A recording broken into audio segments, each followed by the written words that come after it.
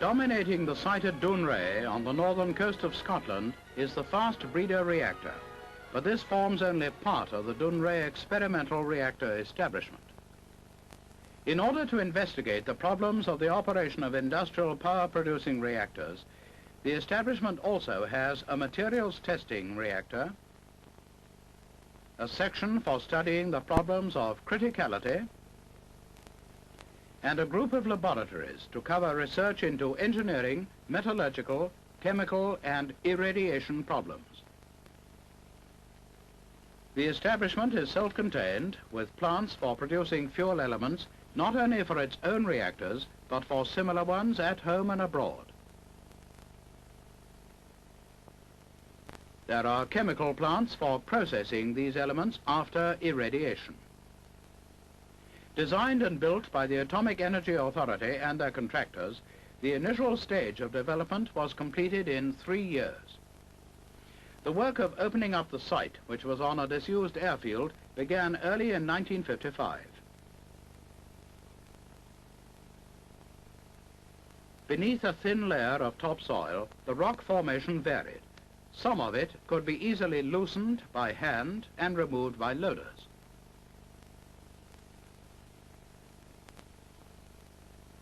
But in other places, the rock had to be drilled and blasted.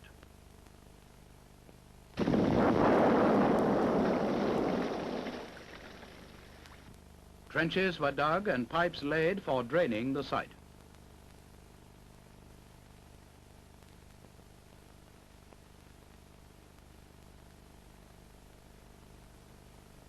Loch Shurray, inland from Dounreay, was the source of an additional fresh water supply which would be needed when the establishment came into operation. This necessitated the laying of a 7-mile pipeline to the site. To meet the urgent and immediate need for living quarters, Swedish-type timber houses were erected at nearby Thurso.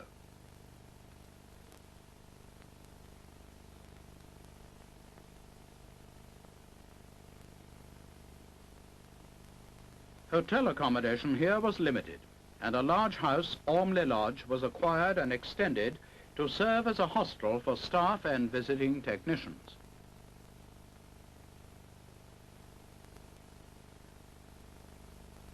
The old airfield control tower was converted into a headquarters where daily conferences were held.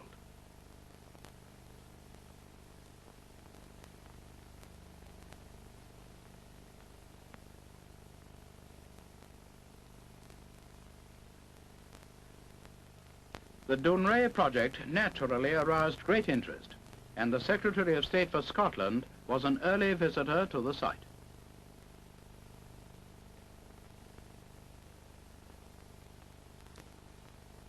One of the biggest problems to be tackled was the construction of a pump house to supply daily 50 million gallons of seawater for cooling purposes. This pump house was to be built in the rock of the foreshore, and so that there would be an ample supply of seawater, whatever the state of the tide. The intake of the pumps had to be 20 feet below low water mark. This meant excavating 90 feet down through the rock for the foundations. White lines marked the channel to be blasted out of the rock to connect the pump house with the open sea. The channel was planned to terminate 150 feet beyond low water mark in some 20 feet of water. This involved many months of drilling and blasting, not only on shore, but also underwater, an arduous job for the divers in the almost constant offshore swell. On such an exposed site, progress depended largely on the state of the weather. The frequent storms of the Pentland Firth hampered work on the project. Equipment was broken or washed away, and much time was spent in making good the damage.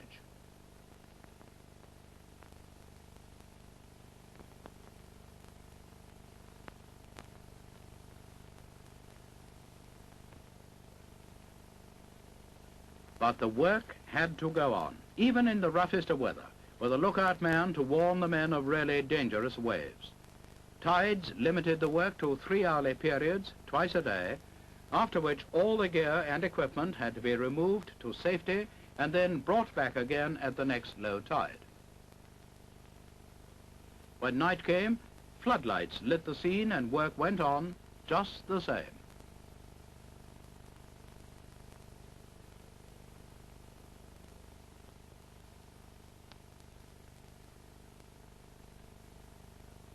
There was little respite from the waves as the angry seas pounded the coastline.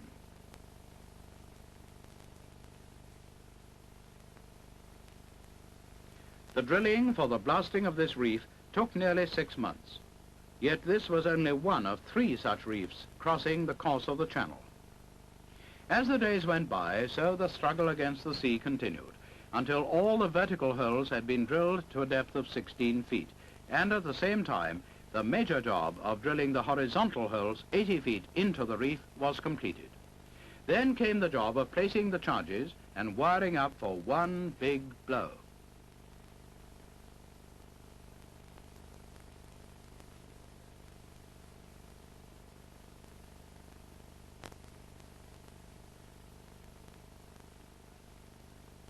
This took place at 5 o'clock in the morning.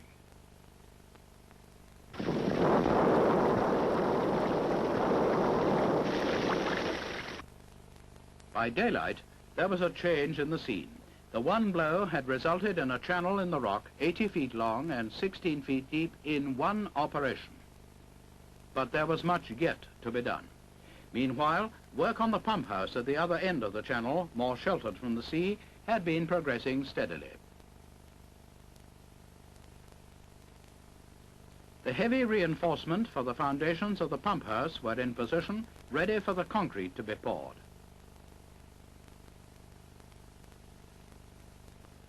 This was a most carefully planned operation, geared so that the flow of concrete should be continuous. Brought by transporters to the hoppers, it was fed from them to the monorail skips.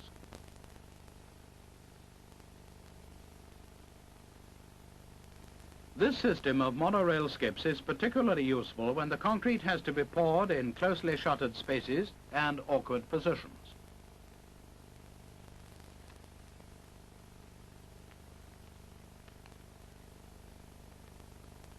All day long, the pouring went on.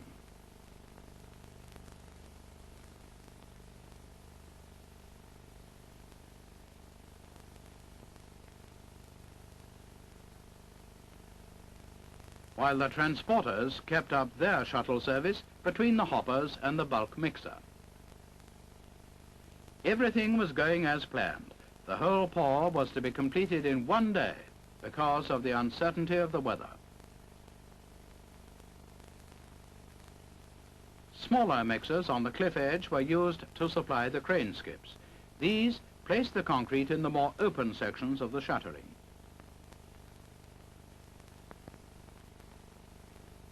"240 cubic yards of concrete were poured in 18 hours, non-stop.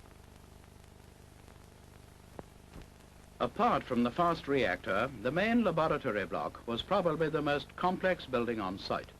The foundations were built with a system of underfloor ducting for pipes to carry all the services required: gas, hot and cold water, electricity, compressed air, and vacuum pipes.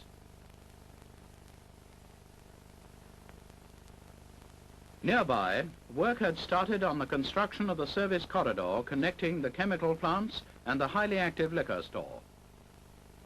Before the building of this store could begin, 18,000 cubic yards of rock had to be removed. This was the largest excavation on the site. The storage cells had to be housed well below ground level and heavily shielded to eliminate the radioactive hazard. To prevent the ingress of groundwater into the cells, the base of the excavation was lined with concrete and the walls with clay bricks faced with bitumen. But for most other work, the bricks were made of sand and cement in a special plant laid down on the site. By setting up this brick-making plant, long-distance transport problems were avoided.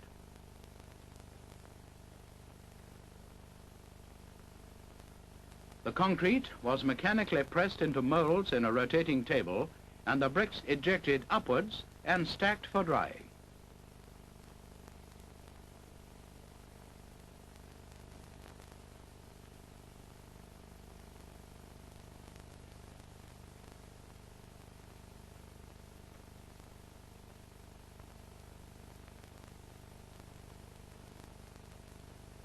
On the far side of the site, the reinforced concrete base of the materials testing reactor was rising above the raft, which was 84 feet in diameter and 7 feet 6 inches thick.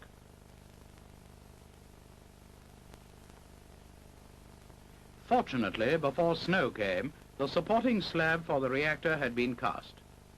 1,200 cubic yards of concrete and 55 tons of reinforcement had gone into the construction.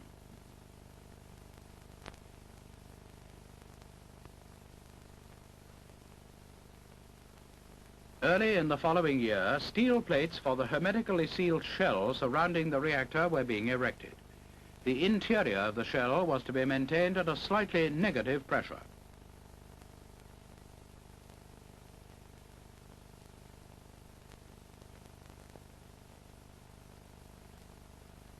Before long, the 7th tier had been reached. The completed building was to be 70 feet in diameter and 70 feet high, with airlocks for vehicles and personnel. The concrete base in the center was now ready to support the whole weight of the reactor and the biological shield which would surround it. First to be put into position was the 12-foot high steel tank, which was to be lined with graphite and lead for shielding. Into this was placed the aluminium tank, which will contain the reactor core. The whole was to be surrounded by a concrete biological shield 5 feet thick. 590 tons of steel had been used in the construction of the shell and stiffening ribs, and 10,000 feet of structural welds had been run. Now, the shell stood out against the distant background of the Orkney Islands.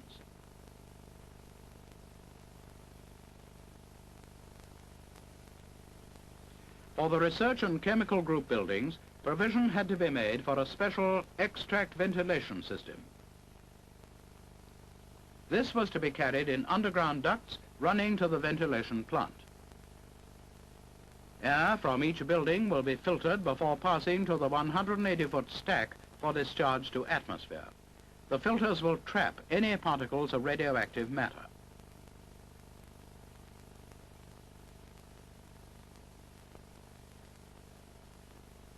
Eventually, all processing buildings were to be connected in this way.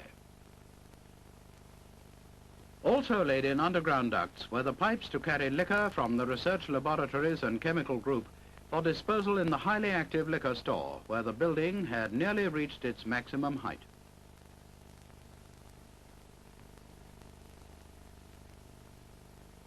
The highly active liquor wastes will be stored indefinitely below ground in stainless steel tanks in concrete vaults.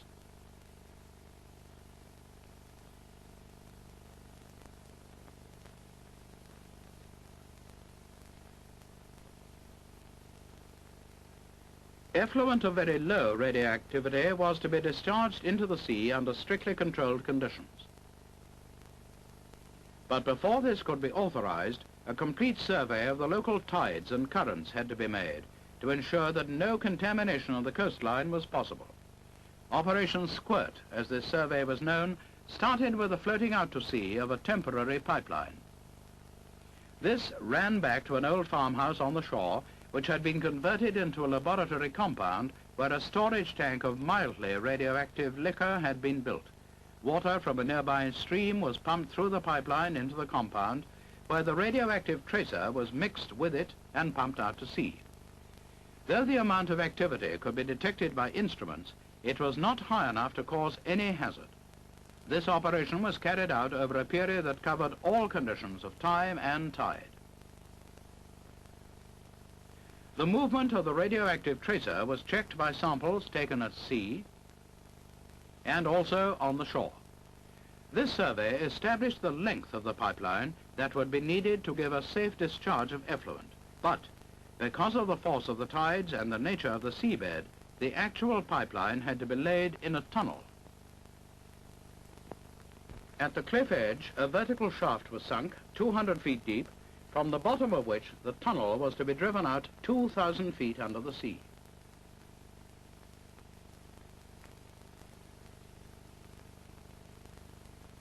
Some distance away, an adit, 600 feet long, was driven down a slope of 1 in 3 to join the tunnel workings.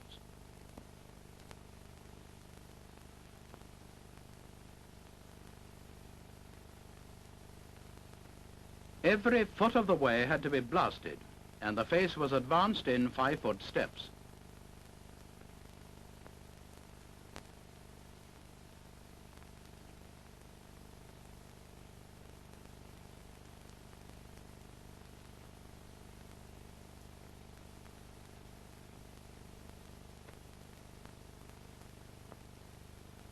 Time was valuable, and the work went on in shifts day and night. In any case, it was always night below.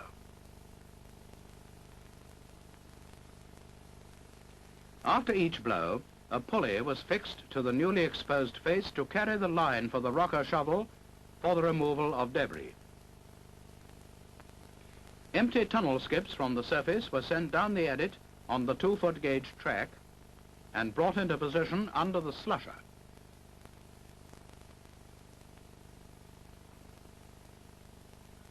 The shovel was then put to work to clear the debris from the rock face.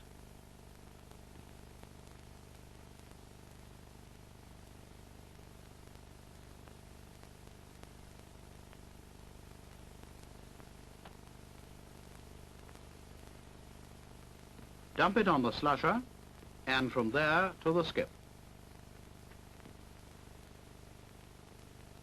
While the adit was being driven, work on the tunnel was progressing, and when the two met, the disposal of debris was speeded up by a two-way system of skips, empty skips down the adit, and full ones up the shaft.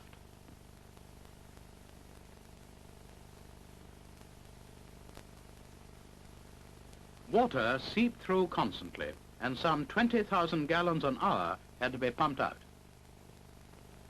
When the tunnel was complete, the effluent pipes would be laid through the adit and along the tunnel to a chamber at the end, from where the discharge pipes will pass upwards through the rock to the sea 70 to 80 feet above.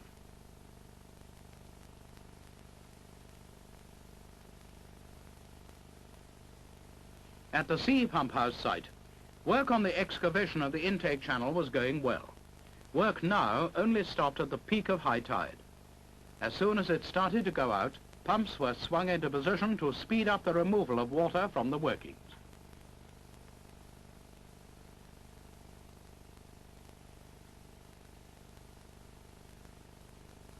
When the channel was empty, the rock debris from previous blasts was removed by drag lines, and the work of drilling and blasting to widen the channel continued. It was slow, arduous work. Each time there was the usual routine. The charges were tamped home, wired up,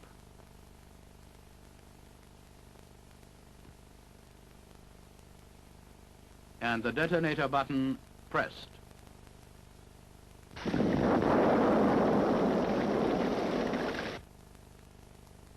Meanwhile, work on the seawater pump house had reached the roofing stage.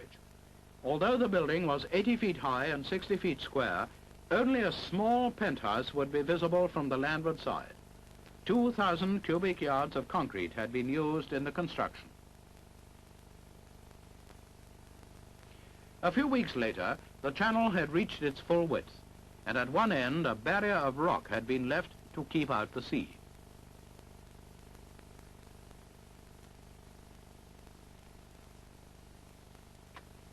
Once again, pumps were used to clear the water from behind so that the sides of the channel could be lined with prefabricated concrete slabs. Then came the closing scenes in this battle between man and the elements. The channel was now complete, and all that remained was to blow up the sea barriers.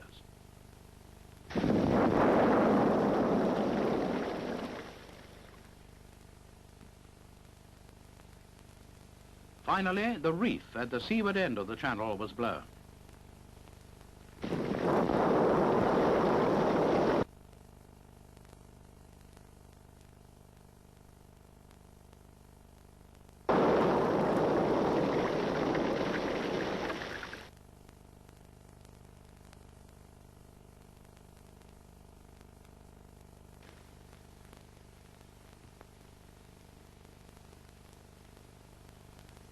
Now the sea could flow up the channel to the head wall, providing an unlimited supply of cooling water for the pumps.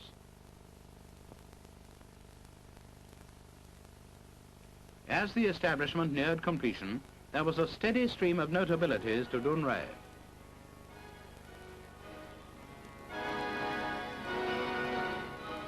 Visiting scientists from all over the world have travelled thousands of miles to this remote corner of Scotland to see the Dounreay experimental reactor establishment.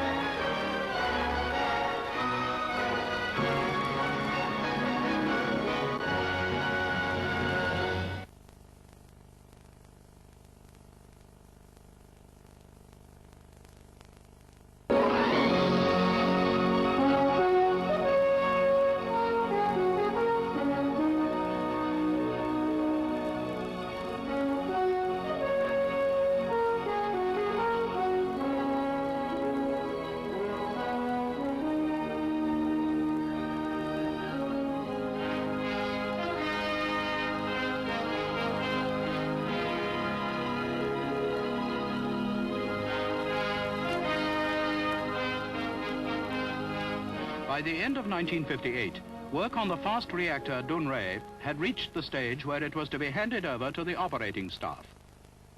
This was the culmination of over 3 years of constructional work, involving the building of the containment sphere to house the reactor, the completion of the reinforced concrete vault in the lower half of the sphere, the fitting of the electromagnetic pumps, and the primary heat exchangers, followed by the installation of the reactor vessel itself.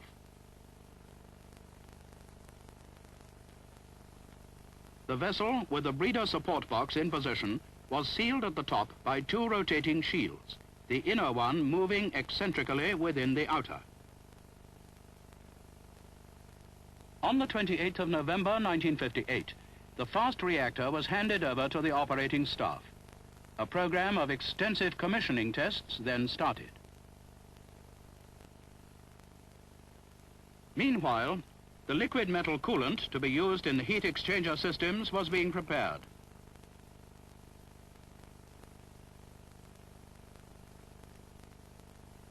Pure sodium was delivered in 450-pound drums, and as it is solid metal at room temperature, it had to be heated in an electrical muff to melt it. Contact with water or even moisture will cause sodium to ignite, and every precaution was taken against the risk of fire. All personnel engaged on this operation wore special protective clothing. The liquid metal coolant was required to consist of 70% sodium and 30% potassium. So the calculated number of containers of sodium-potassium alloy were also heated to the same temperature.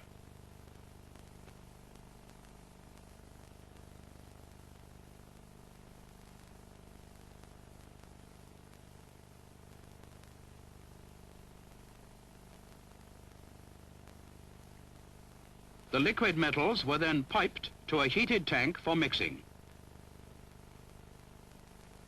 After filtering, the liquid metal was transferred to storage tanks outside the reactor, ready for charging in the circuits.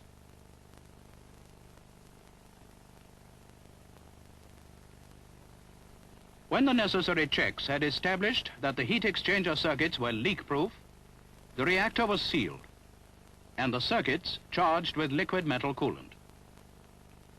The electromagnetic pumps, which circulate the liquid metal, are operated from the control room. A control on the desk enables all groups or individual groups to be selected. Adjacent are the push buttons to regulate the flow through the pumps selected in the primary or secondary circuits. Trimming and individual flow adjustments are made on a separate panel on the control room wall.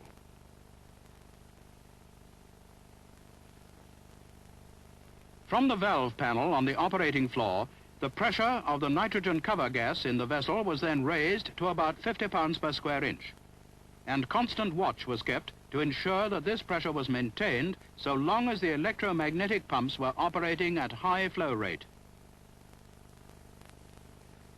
At this stage, with the liquid metal circulating through both the primary and secondary circuits, care had to be taken to ensure that all seals were operating satisfactorily and that there was no trace of a leak of liquid metal to atmosphere or of nitrogen from above the primary coolant in the reactor. Every aspect of the reactor operation is safeguarded by a comprehensive system of alarms and safety trip circuits.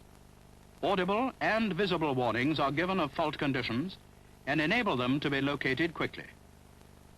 The main alarm panel lights up and the fault is indicated on one of the smaller panels.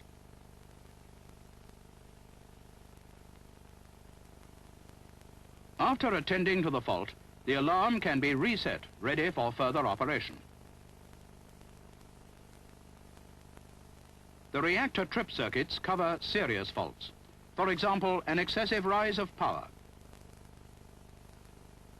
This or other faults, such as failure of the nitrogen gas pressure or high temperature below the core, would cause the circuit to trip and automatically shut down the reactor by dropping the control units out of the core.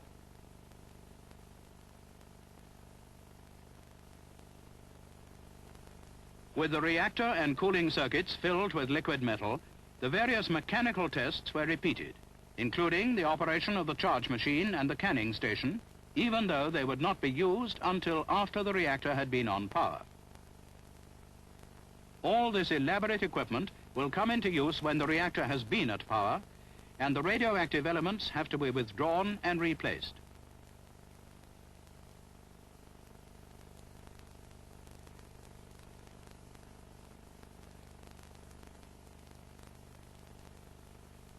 When all the checks and tests had been found satisfactory, the reactor was brought up to criticality by loading the core progressively with enriched fuel elements. As the final stages of bringing the reactor to criticality approached, a constant watch was kept on the instrument panel. The last stage in the preparation of the reactor now took place. The cluster of control equipment was fitted on top of the rotating shields, which were finally sealed. The bridge carrying the instrument cables was swung into position. With the build-up completed, the control units were raised into the core by stages and the count rate taken at each stage. A final movement of the controls was made, and criticality was achieved at 10:52 on the morning of the 14th of November 1959. The Dounreay fast breeder reactor was in operation, and power was leveled off at 18 watts to enable the first stage of the experimental program to begin. This reactor is essentially an instrument of research, which will provide information vital to the development of Britain's power stations of the future.